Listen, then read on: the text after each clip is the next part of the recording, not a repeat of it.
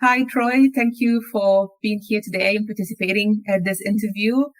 I would like you to introduce yourself for our audience and tell us a little bit about your story and what you do. And yeah. Fantastic. Thanks for having me.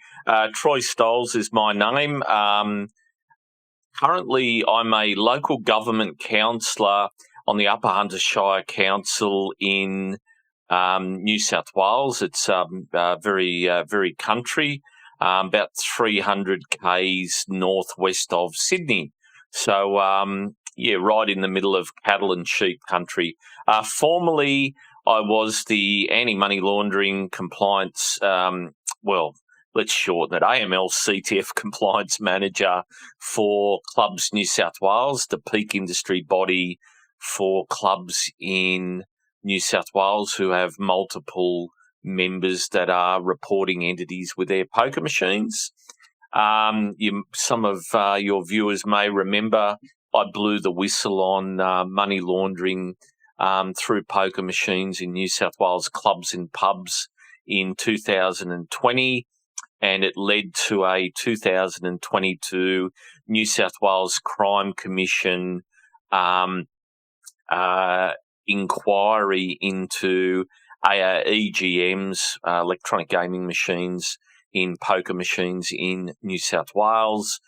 There were significant reforms recommended from the Crime Commission to the New South Wales Liberal government at the time, who ultimately lost the next election only a few months after that report. And the New South Wales Labor government have failed to address or implement anything out of that inquiry, which is extremely disappointing. So, I've had plenty of media on my journey, including Four Corners, and 60 Minutes as well on the money laundering issues in New South Wales pokies. So, in terms of any work in that space, since I blew the whistle, I've had no further work in that area, which isn't uncommon for whistleblowers to be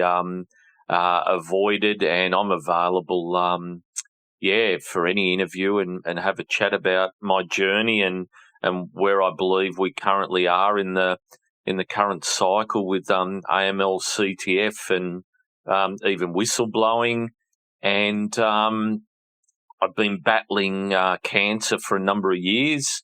I was diagnosed in May 22 with esophageal and bone cancer, and there's been some ups and downs and turns and twists, but I'm still here with us. And I hit a milestone actually next Wednesday. I have my 50th round of chemo straight, no break. The treatment's going well, and still here. So no, thank you very much for having me on your program. Thank you for being here, and sorry to hear about your cancer journey, but I wish you all the best for the next chemotherapy, and hopefully everything goes well. Thank you. I think you touched upon a few points that's exactly what I want to talk about today with you, and we'll go a little bit. We'll try to go a little bit in order. You mentioned the inquiry, the New South Wales inquiry, and I wonder if I remember some of the suggestions from the top of my head, but you probably remember more of them. I remember something about cashless, poker machine, new threshold. Can you talk a little bit about the inquiry? Yeah, look, I think the number one recommendation was for a cashless gaming system in New South Wales, and there was some resistance from the industry that it'd affect revenue, it'd affect jobs, but at the moment it'd probably definitely give government more oversight and more control, I think, and more information that they're missing from the big picture. And there's already similar systems available. So to say a cashless system would be expensive, impossible to implement, isn't the truth. That's far from the truth. currently, clubs and pubs and casinos can run tiered gaming system loyalty programs. So that's a case of you putting in a member's card, for example. So you've already been onboarded, identified by the venue, and as a result, they give you a membership card with your details on it. It can be linked to your bank account. So essentially, there's your profile on there. You stick the card in the machine and it knows who you are, where you sit within the club and also within a tiering system. So it's captured all that relevant data that is important to see how the customer's transacting within the venue.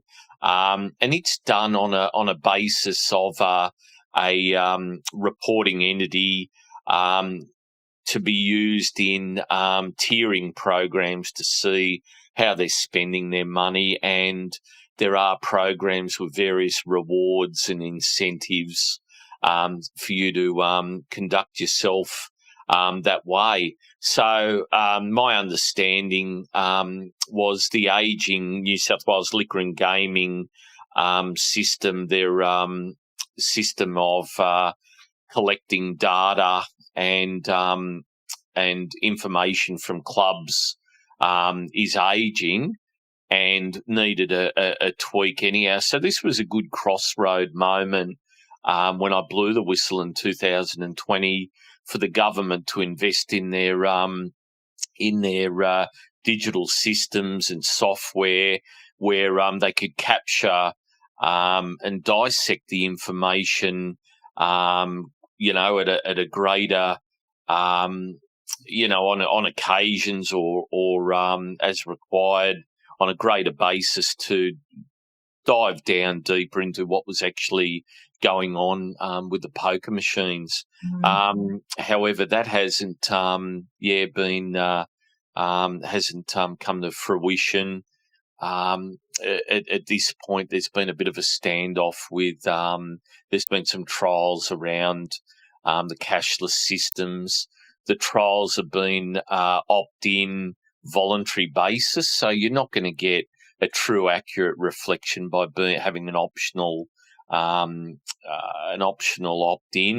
So the government, really needed to have a program or a regime that it was mandatory, and then you're going to get the true data. So there's still an opportunity if the government had the, I think the appetite is the word we're missing to take that approach. And I still think now, coming up to, 2020, I blew the whistle. We're 5 years down the track, and we haven't used that moment in time to, get the best benefit for the community with what the government could have done. So the problem is there's a couple of issues. Industry, in my opinion and my belief, industry-owned government for a number of reasons, including political donations. There's the political donation system allows those to donate to government through various channels, and that's an issue, having government influence within an industry. And we can see the gambling losses are exponentially increasing. The harm minimisation measures aren't being met, yet once again there's no regulatory approach from governments. It's more still the education process, and AUSTRAC included don't seem to have the appetite to regulate clubs, pubs. They seem to have taken on board the casinos. We've had the Royal Commissions into Star and Crown. They're continually monitored, and they are now undergoing far greater regime. But it just seems the local pub and club and smaller venue have been left out of the microscope. And in particular, we do have in New South Wales some of the larger clubs with over 700 poker machines in the one venue. So in terms of size and capability for being a vehicle to launder money, that is still there. There was a lot of talk around having, going down the path of reform relating to, identifying those on premises through cameras and software and alternate. But we've sort of, I'm not too sure what the uptake on that has been from the industry, but the cashless card, in my view, was a no-brainer.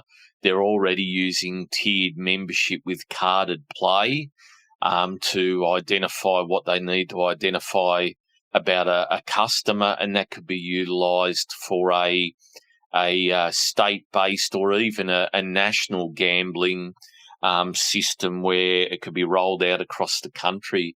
And I think also, I think it's odd that we haven't gone down the path of a national regulator for gambling.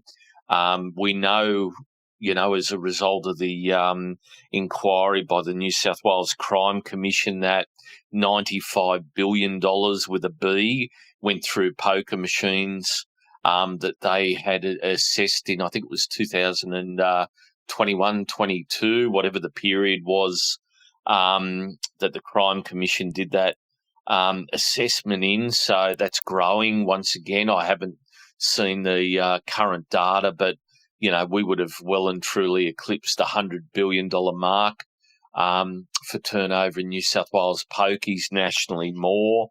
And then we've also got the online gambling from the Murphy report, which the federal Labor government have been reluctant to implement as well. So, you look at all these things, we've got two-prong issue of harm minimisation and money laundering continuing, and I keep regular with the AUSTRAC media releases and have a look at their website.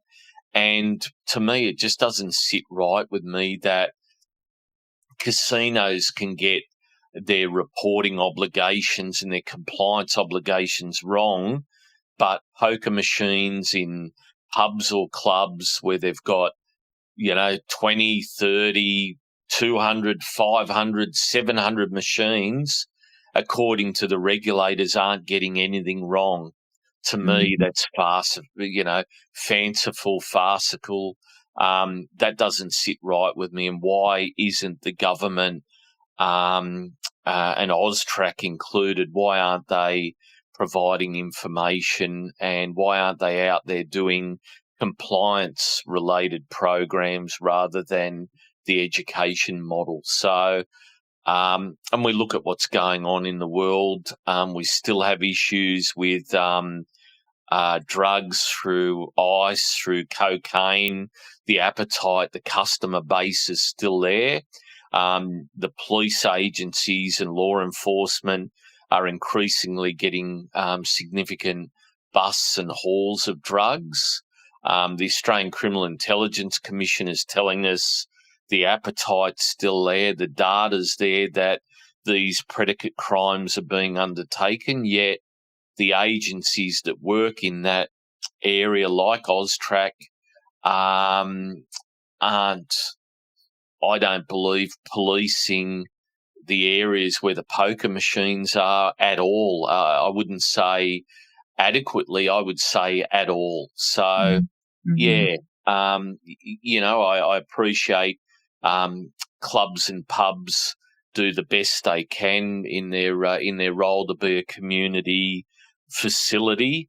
However, they still have an obligation as a reporting entity to meet the legislation. And if the big two casinos in Australia can't get it right with the resources they've got, and the local pubs and clubs don't have the resources or the money that the casinos have, how are they expected to get it right, and why aren't we hearing any more? So I honestly believe Austrac are failing the community.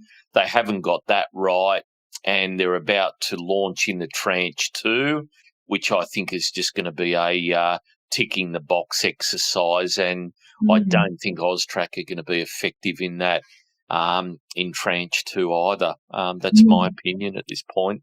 Yeah. I wanted to touch upon Trench 2. So you referring to the Anti-Money Laundering Amendment Act, the amendments to the act that were passed a few months ago, but will fully enter into force next year, 2026. And some new reporting entities will be formed: lawyers, accountants, real estate agents, and there is also some changes to current reporting entities. I was just having a look preparing for this interview, and I think that for what I could tell is that for casino, the major change will be the threshold from $10,000 cash to $5,000 cash that needs to be considered, and not much more. So what do you think this amendments will bring to the AML for gambling and just in general for Australia? I think also you were mentioning that there is no overarching national oversight of gambling, but in a way, Austrac and the AML Act try to do that, to have that umbrella, because it's a federal law. What do you think? Yeah, look, I think the weakness is having state-based approach, because you've got you're going to have different thresholds and different policy across different states. We predominantly have different approaches from the major two parties, Liberal and Labor. What I can say is during my journey, I've had a lot of involvement with the Greens and Independents, and they have been absolutely fantastic trying to get some reform, and they've been persistent, but unfortunately they've been defeated on a lot of motions in Parliament and federal Parliament, particularly with the major two parties, Liberal and Labor, joining forces and voting together to stop it. And it feels to me like they are beholden to vested interests, the main two parties, Liberal and Labor, and not community interests. And that's where the Liberal and Greens have come into their own. And, common sense approach to gambling reform from the Greens and from the Independents, and some accountability for venues. It's a poker machine is as dangerous as a motor vehicle on a freeway doing 110. Poker machines, unregulated, without some decent policy around them, played by people and community members that have addiction, or on the other hand, are inviting to money launderers as a channel that isn't clearly, monitored or managed as well by the regulators as it can be. And, my time with Austrac, I was on the pubs and clubs working group for a couple of years, around 2016, and Austrac take the approach and make commentary around, their resources. A lot of the time they don't have the resources to target every individual reporting entity understood. They work on a little bit of a fear factor in terms of you go after the big CBAs and the Westpacs, and that'll be a trickle-down approach, and that approach will scare the smaller entities into being compliant. Well, I tell you, that ain't working, because the gambling industry looks at Austrac as a lettuce leaf. And, any fines that are issued from what I've seen is recently there was a club in Katoomba and a couple of pubs around the place as well fined for failing to report, and it was a $16,000 fine.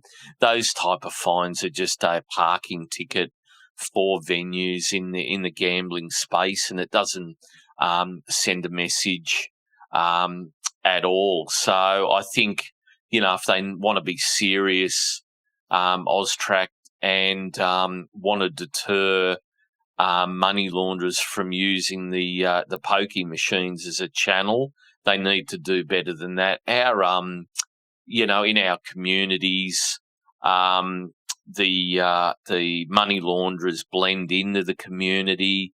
It could be your next door neighbour, not necessarily are they going to wear a "I am a money launderer" T-shirt like we wore in the video I did with Friendly Geordies and Boy Boy. It isn't going to be spelled out like that. It will be more covert. And, I think they really need to look at, are they serious in wanting to shut down these channels that are available through poker machines, or is it merely window dressing? And I think, you look at the Greens and the independents, the likes of David Shoebridge from the Greens, Andrew Wilkie, independent, David Pocock in Canberra. They see the issues, and also the overarching issue of complacency and lack of appetite from the likes of Liberal or Labor to go, one step forward with serious reform. And I think setting up we've got Austrac, but in New South Wales we've got Liquor and Gaming New South Wales. We need to have a national body that Austrac is somewhere to go to. The NAC, the National Anti-Corruption Commission, the NAC doesn't tick the boxes, and we've seen it's been missing in terms of referrals of corruption to it. The Commissioner Brereton and Deputy Commissioners have done absolutely nothing. And I'm not surprised when you look at the Deputy Commissioners and look at the structure of it. We've got the former CEO, Nicole Rose of Austrac, as a Deputy Commissioner on the NAC, and nothing's happened around poker machines or anything referred there. So, I've found there's a boys' club definitely there, and the government enables the boys' club, and until the government gets tougher and puts up organisations like the NAC that actually have teeth and have really thorough investigative tools and resources, it's just window dressing from the governments, and they're happy to allow business to go on as usual.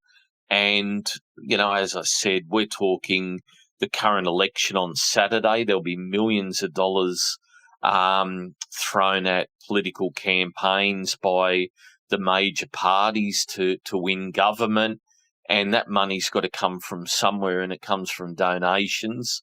And I'm not saying there are favours and promises made, but it doesn't look good. It doesn't pass the pub test when the government are taking money from industries and organisations that are involved with products that are channels for money laundering. So I think, there's so many areas we can tighten up, and that's why I have grave reserves over Tranche 2 being successful. And I'm really concerned that the limited prosecutions from Austrac as a regulator in the money laundering space, they are portraying a position and through a lens to the community that all is well in AML world in the country, and we're doing everything by the textbook, when there's still some 2012 outstanding recommendations that FATF found we were deficient in 2012 that haven't been implemented from their recommendations. So really FATF deferred their last visit over here. I even wrote to FATF, to the president at the time, when I blew the whistle on the money laundering, and I was ignored. So, to say I didn't have the evidence of what was going on and that I should be ignored because I was just a disgruntled ex-employee, well, the New South Wales Crime Commission found I did have the evidence of what I was talking about. I felt vindicated after they had their inquiry into EGMs in the pokies in New South Wales, and their recommendations, were not dissimilar to what I'd experienced in my time in the industry. So there's too many areas and avenues to allow breakdown and allow business as usual. Can you expand, if it's possible? I don't know what's the legal limitation around this, but if you can expand on the evidence you had or the evidence that you brought about, just for audience that might not be familiar with the 2020 whistleblower? Yeah. Look, I provided a internal board paper to the ABC and to Andrew Wilkie, our federal politician for Clark in Tasmania.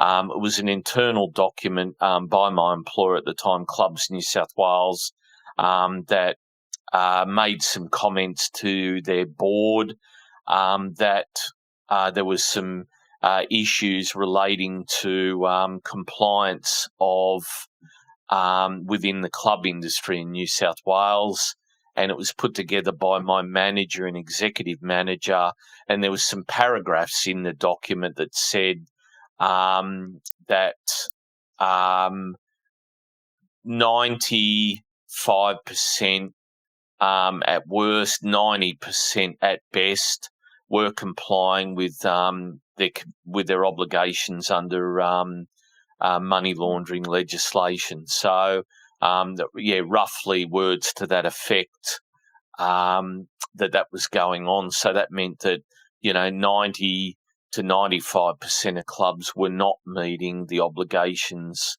under the AML CTF Act in New South Wales registered clubs and pubs. And then, went on from that. And then there was more investigation of myself as the whistleblower and my credibility as the evidence, or as the commentary and other documentation have it all came down to me. And at no time, did Austrac say, geez, maybe we should get out and investigate these allegations. There might or might not be some substance to them. At no time did that it turned around and came back at me being the whistleblower, and I was targeted and subjected to some lengthy court battle. Now, an organisation could take the approach that the person in charge of their AML CTF programs, the manager of AML CTF, may have some substance to what they're actually saying. Now, I'd gone internally over a number of years and reported this before I blew the whistle internally. My concerns weren't discussed or reviewed in-house. So, a person in a role of such, like I had an obligation to provide any gaps or any areas of concern that might cause reputational or regulatory risk to my employer or the industry. I was obligated as an employee to advise them of those issues. So, one of those circumstances where, I was speaking up about where the issues were and how can we have, how can we deliver across an industry compliant venues when we're not, getting it right our end. We're not informing our members. We're not making a serious attempt to rectify any deficiencies. So, I felt that fell on deaf ears. We had a policy section within Clubs New South Wales, and still there today, that liaises with government. But unfortunately, these things, a bit like the Murphy report, we start talking about the economic impact of change, including whether it be, a bit of whistleblower reform or harm minimisation reform. How is that going to impact on the bottom line of the industry, rather than, protecting the industry from any reputational or regulatory risk? So very, very frustrating. And I wrestled with that for a long time before I blew the whistle. But in saying that, it wasn't a case of me just blowing the whistle when I left. I was on the committee, as I said, a working group with AUSTRAC. I'd had conversations with senior management of AUSTRAC of what I believe to be some issues at these working forums. So going back a number of years before when I blew the whistle at the end of, 2019-20, going back to 2016, I'd notified AUSTRAC. There was email chains where I'd gone to AUSTRAC and said, I'm in this role. I'm concerned about this, this and this. And even on, there had been even others in the industry that had gone to AUSTRAC with some of these concerns, and AUSTRAC were not interested in one bit of the information at all. I was shut down by AUSTRAC, and I had written evidence that I provided AUSTRAC of breaches and significant breaches, and they just shut it down. Now, had those breaches I reported on to AUSTRAC happened in a casino, it may have been a different outcome like we've seen with the casino. But, there was absolutely no appetite whatsoever. And then I felt that, even AUSTRAC, Liquor and Gaming came after me for blowing the whistle. God help me if I hadn't had any information or emails supporting what I was saying. And the fact was, they even tried to put me in jail, because I in the view of my former employer, breached a gag order, about talking about it. So there was attempts to gag me. There was even around the matters of parliamentary privilege that was tested in the federal court, where my former employer wanted to get all correspondence between myself and Andrew Wilkie, the MP's office. Luckily, the Parliament the Parliamentary Privileges Committee got involved and went to the Speaker of the House and wanted to protect parliamentary privilege, but it was all stops to stop that information getting out there, and I was accused of sensationalising it and trying to be the saint. The fact was I was reporting issues that were part of my job. There was nothing to it more than that, and it fell upon deaf ears, and I really got the big stick from the big end of town. And my employer, Clubs New South Wales, wasn't a government agency. They were a private organisation, but wields massive amounts of power with government. I've got no doubt. Luckily, it didn't progress to court, and for that on that instance of breaking the gag order, and I probably would have ended up in jail had I got there. I don't have confidence in the court system. We have a justice system in Australia, but we don't have a well, we have a court system, not a justice system in this country. So, and we can only look at other whistleblowers, how they've been treated. Recently, we've got David McBride, the Army whistleblower, in jail for doing exactly the same thing, put in by the Albanese Labor government. So those that have blown the whistle, Jeff Morris on the led to a Royal Commission into banking in Australia. They fixate on the whistleblower, go after them to discredit them and get back to business as usual. So I wouldn't recommend to anyone blowing the whistle in this country, because you'll end up broke medically, with medical issues, including psychological issues, and lose your house. We're just not ready for that in this country yet. And I think, honestly, same for regulation. AUSTRAC are going to hit a brick wall when they try and break the veil of the solicitors, accountants and real estate agents who have operated the way they have for decades, hundreds of years. And no doubt it's a very lucrative industry in real estate. Lawyers make a dollar as well. We're now having a situation with Tranche 2 that they've got to face.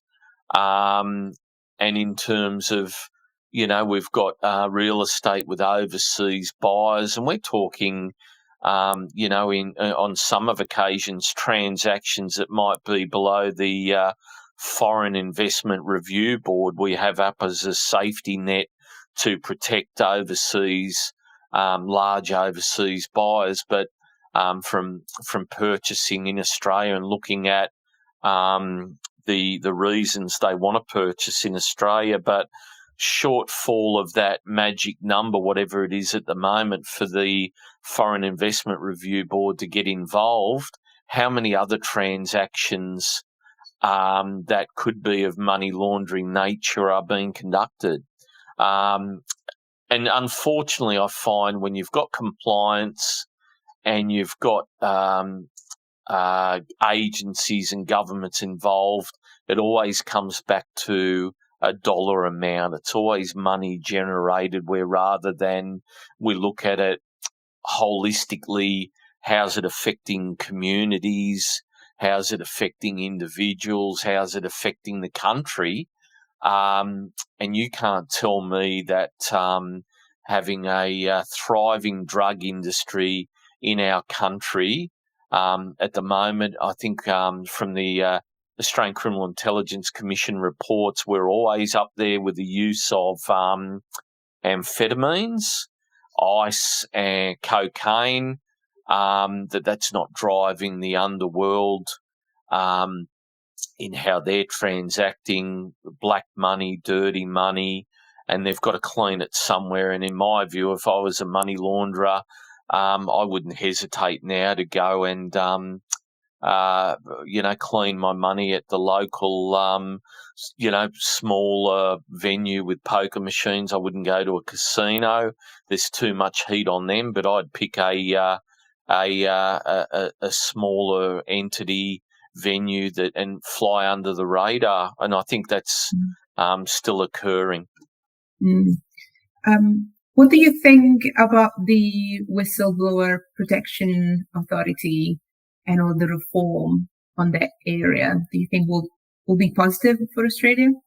Look, I think it's high on the agenda. We've had it pushed very hard by the likes of Andrew Wilkie, the Greens, David Shoebridge, David Pocock. There's Helen Haynes. There's an array of crossbenchers trying to do the right thing and get it in. My view is it is going to be as weak as water, like the NAC is. It will be useless. It's going to take decades to evolve it to something that is actually going to work. And I think it's going to be more nepotism. And I think the government, even though it's meant to be at arm's length of the government, It's going to be filled with cronies who will be reporting or having government interests at the top of their agenda. They'll be handpicked to fill those seats. If the Whistleblower Protection Authority establishment of that agency, they would be reaching out to whistleblowers like Jeff Morris from the CBA, David McBride when he comes out of jail, even myself at some of the shortfalls and lived experiences that could contribute to making a Whistleblower Protection Authority successful. But I can tell you now, there is no way in the world that they will let anyone with a lived experience anywhere near it. They will be handpicked bureaucrats and puppets for the government to maintain the status quo. So we need it. I don't oppose it. It's going to be extremely weak and useless in its inception. But hopefully, if we do get it, we can then work over various governments over a period of time and cycles to try and bring it to what it should be. But, we have a look at, how the NAC has conducted itself. There's been some very serious allegations of corruption and the like referred, and there's been absolutely nothing achieved by that agency. And I put AUSTRAC in the same boat.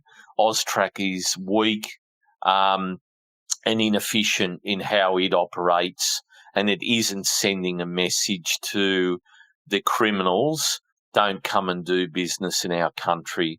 And we're slipping in terms of where we sit on national anti-corruption indexes, the like that, put back to that Transparency International put up. I think, to be honest, we are a laughing stock in terms of the world where we sit with our approach to corruption, regulation around corruption, money laundering, and whistleblowers. In America now,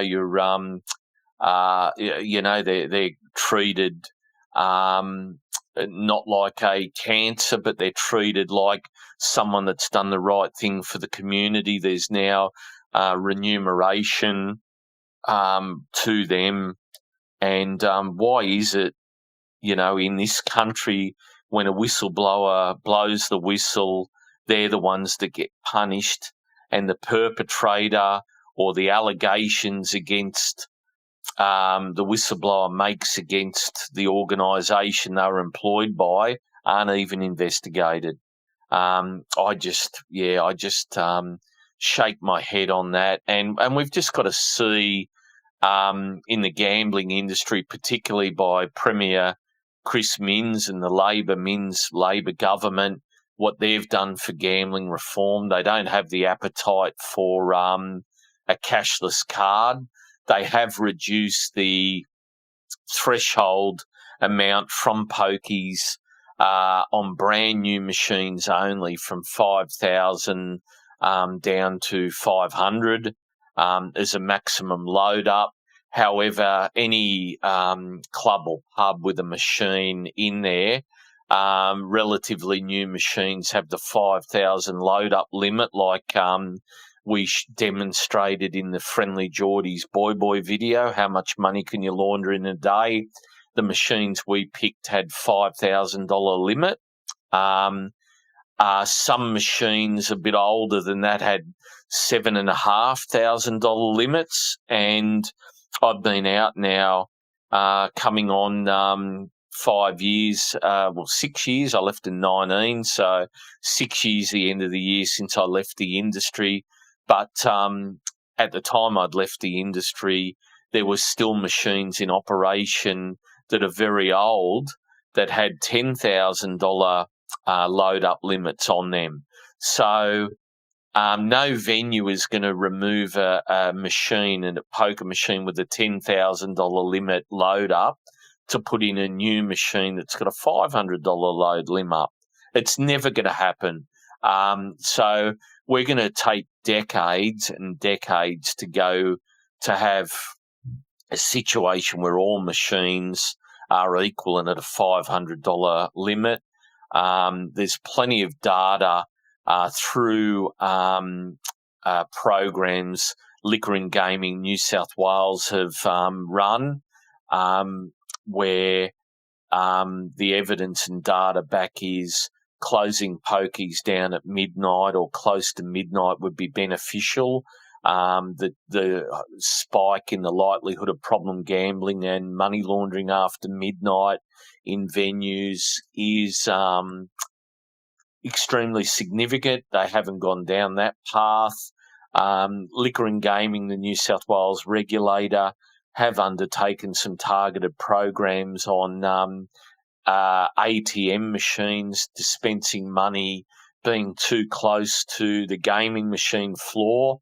And they've New South Wales Min's Labor government have brought in legislation pulling big signs out the front that say VIP, come and play our pokies. They've been removed as well, but really only minor reforms in terms of the overall picture.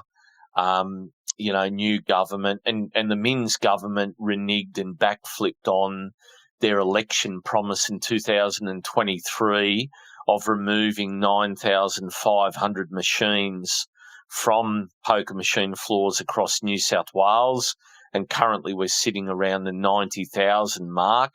Removing 9,500 machines would have been a no-brainer and a fantastic move in reducing the channels for money laundering and problem gamblers and harm minimisation. And I think the quote was, or close to the quote was, removing 9,500 machines wouldn't really do much and would be insignificant because it was, a low percentage of the 90,000 machines. Words to that effect from the New South Wales Gambling Minister, David Harris. Well, I've got a comment for David Harris. If we could get 9,500 grams or kilograms of heroin off the streets by reducing it, isn't that a good result?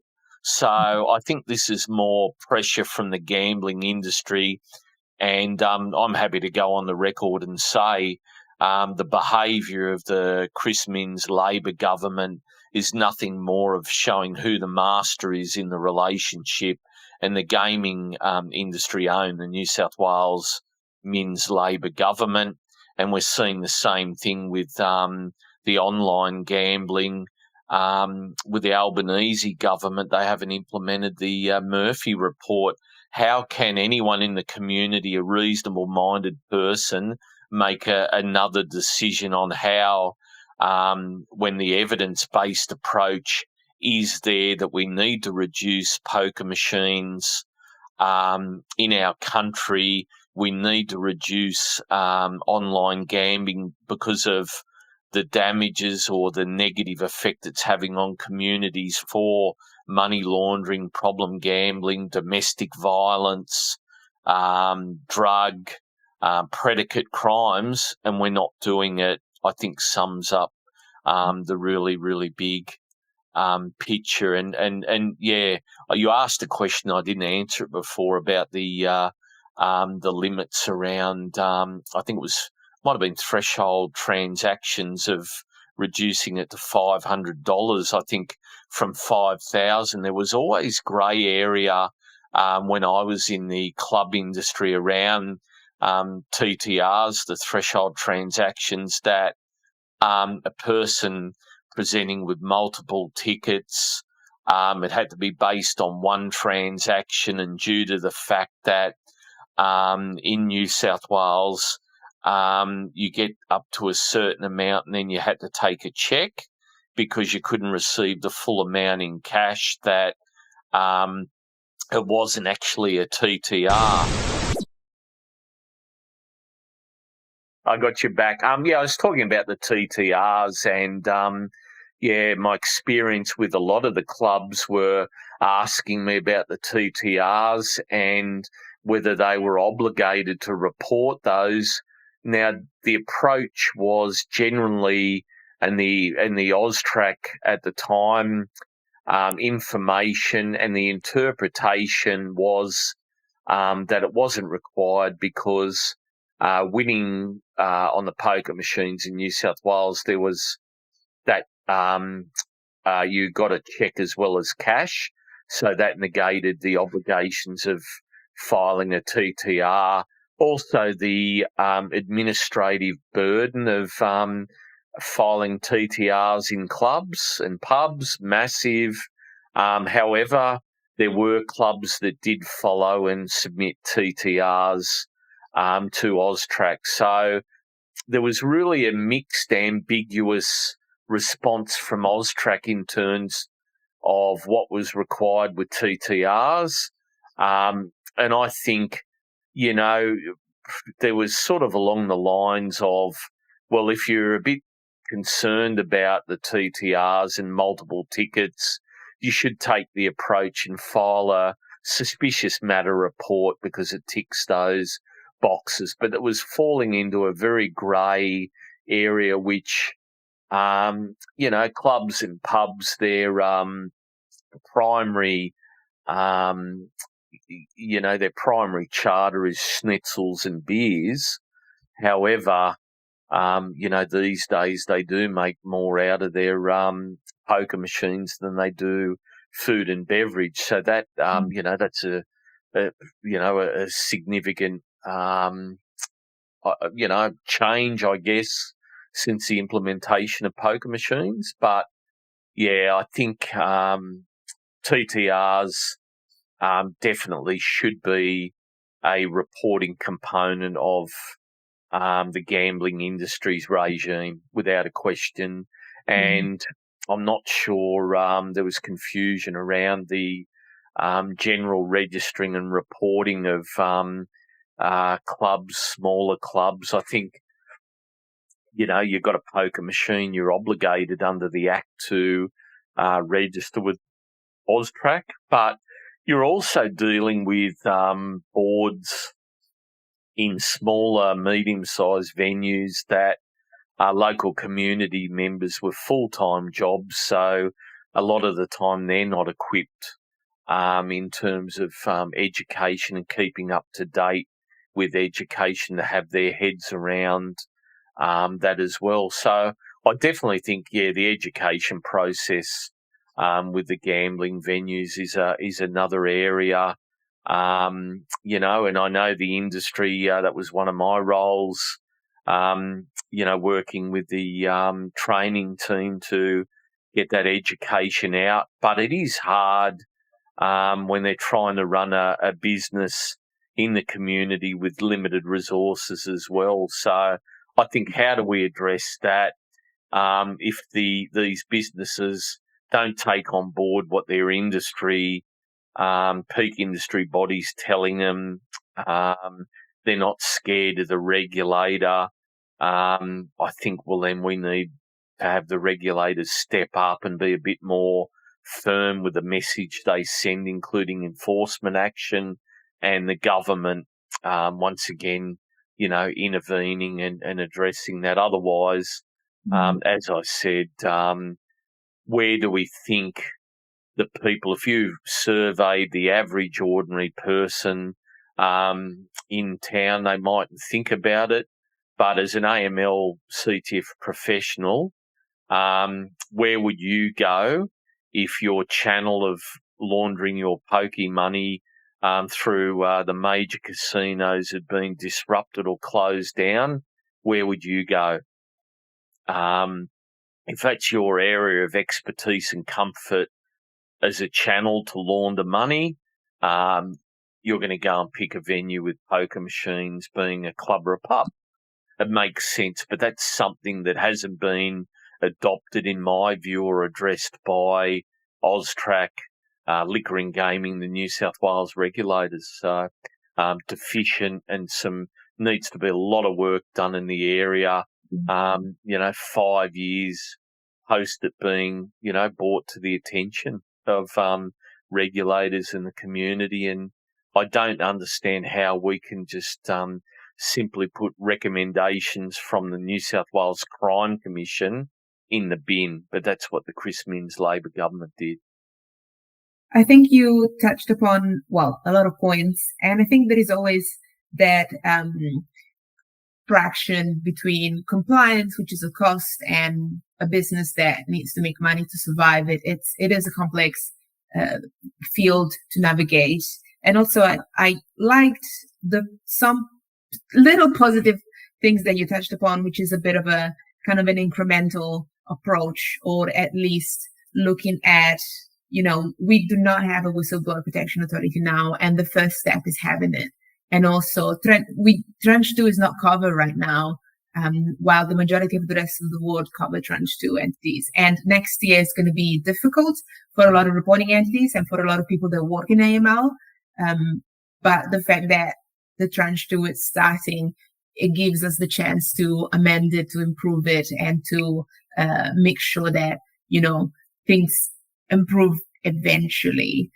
We went through everything that I wanted to talk with you today. Do you have any last thoughts or last word that you want to say with the audience before we wrap up? Look, I appreciate your time today. I would say, unfortunately, currently with the whistleblower legislation regime where it is, don't blow the whistle under the current conditions, because you're only going to get smashed as a whistleblower. Don't do it. We need to fix it before you do it, because you're only going to cause detriment to yourself. I sincerely believe and solidly believe we have a commitment as a citizen to call this out and report it, but there isn't the protection in place for you to do that. So unfortunately, I would do it again. Maybe I'm a glutton for punishment, but it does turn your life upside down. And, there was, comments made that I would prosper and I was trying to make financial gain out of it. Well, I can assure you, my only source of income is as a local government councillor at the moment, and they don't want to, regardless of having qualifications in AML or CTF, once you blow the whistle, you get tarred with a brush, and no one wants to employ you.